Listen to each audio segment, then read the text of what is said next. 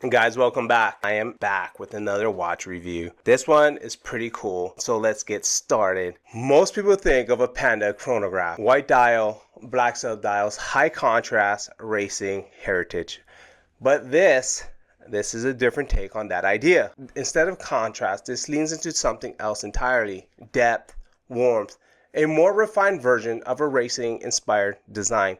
This is a Timex Waterbury Heritage Chronograph in the black and gold configuration, and that color alone completely changes the personality of the watch. Where the traditional Panda feels sporty, this feels more elevated, almost dressy, but still grounded in that tool watch DNA. To really understand this watch, you have to go back to the 1960s and 70s when chronographs were built for function, racing, timing, precision. The designs weren't about being flashy, they were about being readable, fast, clear, and purposeful. And this watch doesn't try to copy that exactly, it reinterprets it. Now spec wise, you're looking at a 39mm case, which is right in that sweet spot. Not too big, not too small, just really wearable. Thickness comes in at around 13.5mm, so it has some presence on the wrist without feeling bulky. Lug width is 20mm, which means you've got a ton of strap options. You can completely change the look of this watch just by swapping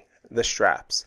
You've also got a tachometer bezel, which is direct nod to those vintage racing chronographs. Even if today it's more about the aesthetics than the function. Up top, you've got a mineral crystal with a slight dome, and that's actually works really well with this gold accents because it catches the light in a really nice way. Inside, you've got a quartz chronograph movement. It's simple, it's reliable, and easy to live with. You're getting chronograph timing, sub-dials to track elapsed time, and a clean layout that's easy to read. But one thing I didn't expect with this watch, especially for this price range, and honestly really like, is the bracelet. This actually has a toolless adjustment system, which means you can adjust the fit without needing any tools. No screwdrivers, no pin pushers, nothing like that. You can just make small adjustments on the fly and get the fit exactly where you want it. And for a watch in this price range, that's a really nice detail. But realistically, this version of the watch is all about the look. That black dial paired with that gold accents gives it a completely different feel than the classic Panda. It's warmer, more refined, almost leaning into vintage luxury